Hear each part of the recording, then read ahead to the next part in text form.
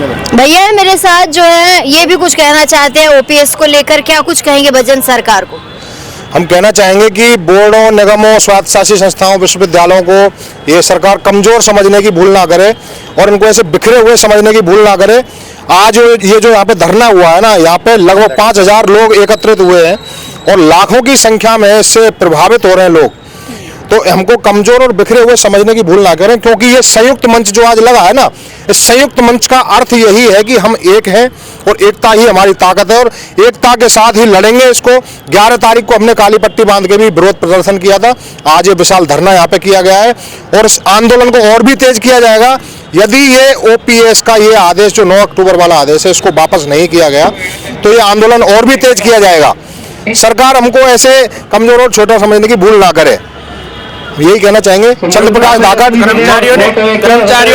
कर्मचारियों ने अब टांग खींचने के बजाय हाथ पकड़ना शुरू कर दिया है और इसके लिए पुरजोर तरीके से हम लड़ेंगे और जब तक ये गवर्नमेंट ये 9 अक्टूबर वाले आदेश को वापस नहीं करती है तब तक इसी तरह बहुत आक्रोश के साथ और बहुत ही मजबूती के साथ हर कर्मचारी इस आंदोलन में साथ है और पूरी शक्ति के साथ, पूरे ताकत के साथ कर्मचारी लड़ेंगे।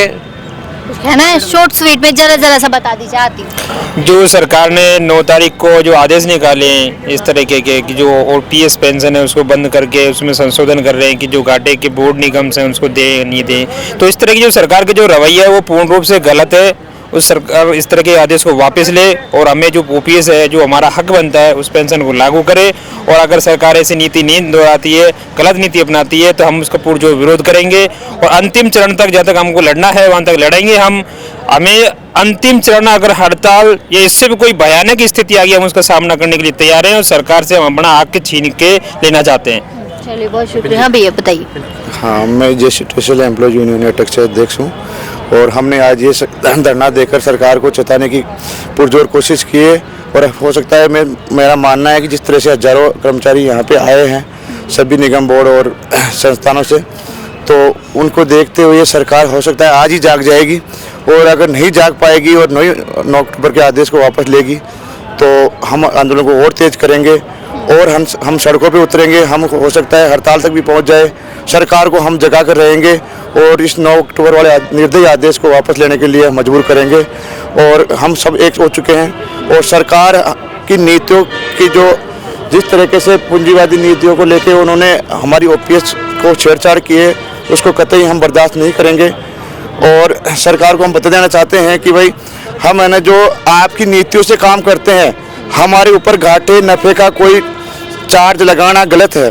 हम घाटा नफ़ा नहीं देख रहे हैं, हम आपकी नीतियों के हिसाब से काम कर रहे हैं तो हम सरकार भी हमारे इस भविष्य को देख के काम करे और हमारी जो ओपीएस है हमारी सामाजिक सुरक्षा है उसकी गारंटी को वापस बहाल करे और इन आदेश को वापस ले। कुछ कहना है सर? देखो, संयुक्त मंच की प्रमुख 3 मांगे हैं। पहली मांग ये है कि जो अशोक गहलोत सरकार ने जो राज्य कर्मचारियों के साथ साथ निगम बोर्ड को जो ओपीएस दी है उसको यथावत रखे और दूसरी मांग ये है कि जहाँ तक अभी तक जिन संस्थानों में ओपीएस लागू नहीं हुई है उन पर लागू करे और तीसरी प्रमुख मांग ये है कि ये राज्य सरकार के ही उपक्रम है, राज्य सरकार के नियमानुसार यहाँ काम होता है, राज्य सरकार की नीतियों के अनुसार यहाँ काम होता है, तो सरकार राज्य कर्मचारियों के तहत के अनुसार हमारी सारी पेंशन का जो भार है वो राज्य सरकार वहन करे। कुछ कहना आपको छोटा सा स्वीट पे बताइए क्योंकि पीछे माइक चलेगा। राजस्थान सरकार के मुख्यमंत्री जी से निवेदन है कि वो इस मामले का समाधान निकालें क्योंकि कर्मचारियों का आक्रोश आपके लिए राजनीतिक हत्या का कार्य करेगा और आपकी सरकार को कमजोर करेगा। धन्यवाद। बहुत शुक्रिया सर। देखिए, पिछली कांग्रेस गवर्नमेंट ने, अशोक गहलोत की गवर्नमेंट ने राजस्थान के जितने बोर्ड्स हैं, कॉरपोरेशंस हैं, पब्लिक सेक्टर एंटरप्राइजेज हैं और ऑटोनॉमस बॉडीज हैं और यूनिवर्सिटीज हैं, इन लगभग 2 लाख कर्मचारी होंगे, इनके सबके लिए ओल्ड पेंशन स्कीम लागू की थी।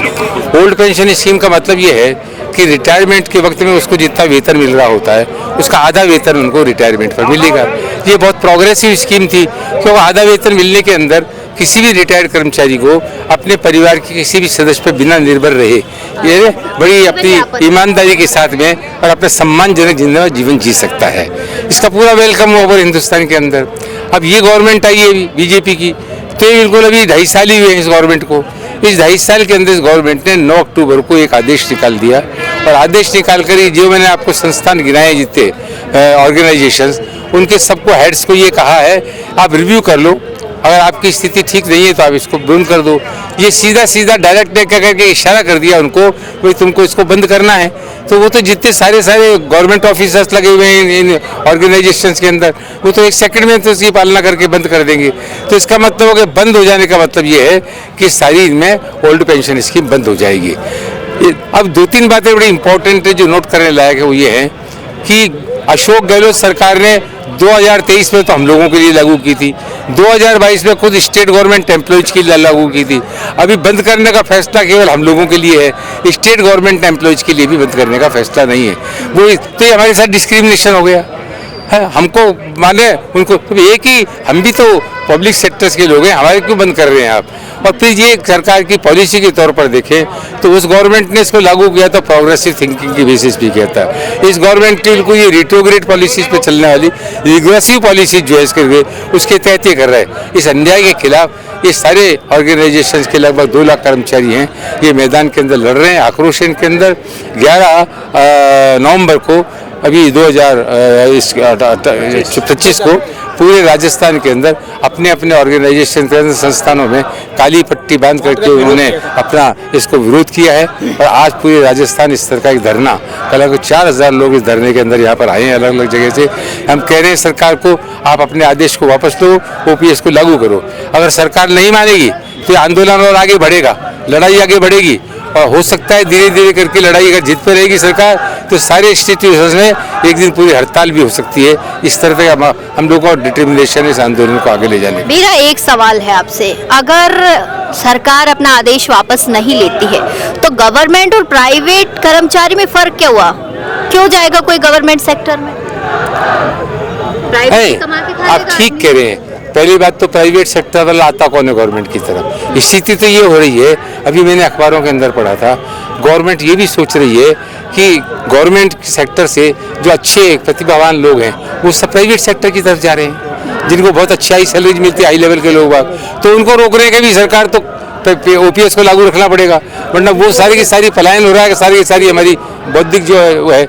तो ये तो सही बात है, सरकार को सरकार की तरह बिहेव करना चाहिए, सरकार को किसी सेठ साहूकार की तरह लाइक अंबानी अडानी बिहेव नहीं करना चाहिए। तो अभी ऐसा ही हो रहा है, लाइक अंबानी अडानी जैसा behaviour. They are working for Ambani Adani. चलिए बहुत शुक्रिया, कुछ कहना चाहेंगे आप भी? बताइए सर। मैं इंटक यूनियन का स्टेट वाइस प्रेसिडेंट हूँ रोडवेज से। राज्य सरकार जो ओल्ड पेंशन स्कीम बंद करके न्यू पेंशन स्कीम ला रही है, वो एक तरह से कर्मचारियों के साथ बहुत बड़ा धोखा है, कुठाराघात है।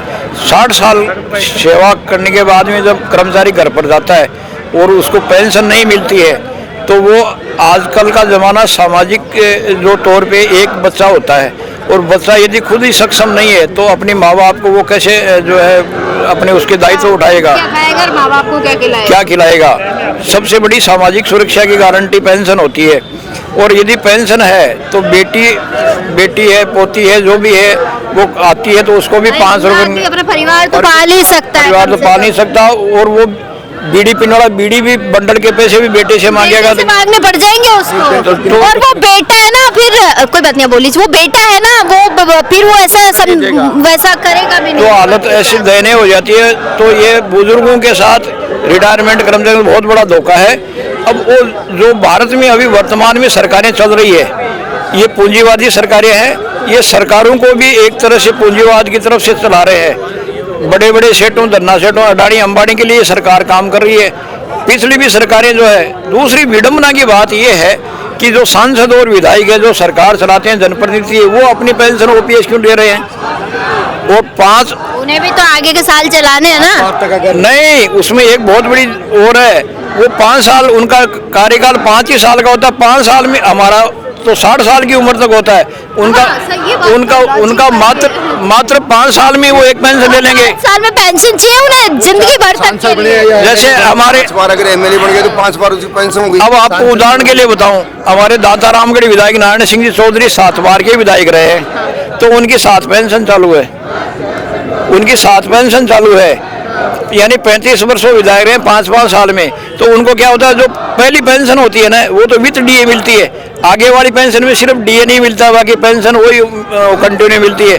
तो एक जो ऑलरेडी सीट पे एमएलए है उस एमएलए के टोटल जो है बेनिफिट्स पेंशन ये तनख्वाह मिला करके लगभग एक एमएलए को 2.5 लाख 2 लाख के बीच में मिलते हैं, और रिटायरमेंट एमएलए जो 7 साल रह गया उसको 3-3 4-4 लाख रुपए मिल रहे हैं। तो वो ओपीएस क्यों लागू कर रही है सरकार? कुछ कानून कायदे अपने पर तो लागू नहीं कर रही है।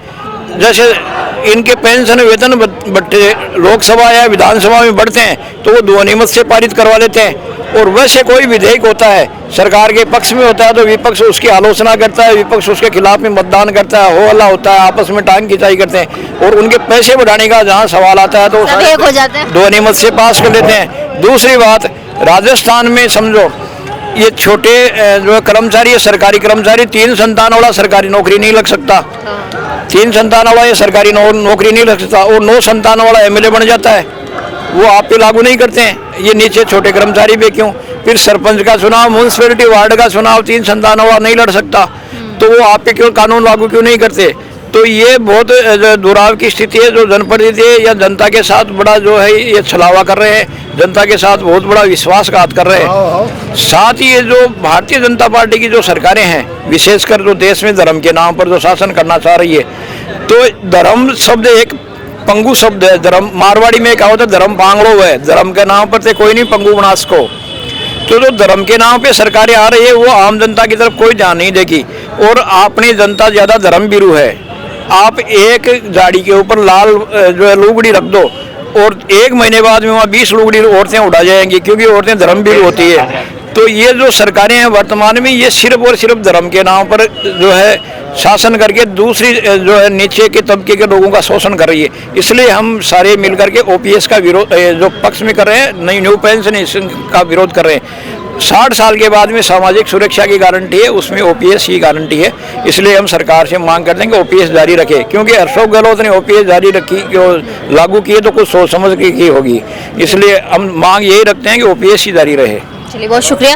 तो आपने देखा कि यहाँ पर काफी सारे लोग थे और सभी अपनी अपनी मांगों को लेकर यहाँ पर बैठे थे कि ओपीएस जो है उसे लागू किया जाए। खैर, अब देखते हैं कि ये बातें जो कितना सरकार तक पहुँचती है, कितना भजन लाल सरकार इनको सुनती है और कितना जल्दी इस पर अमल किया जाता है। आप तमाम छोटी बड़ी अपडेट्स के लिए बने रहिएगा हमारा समाचार के साथ।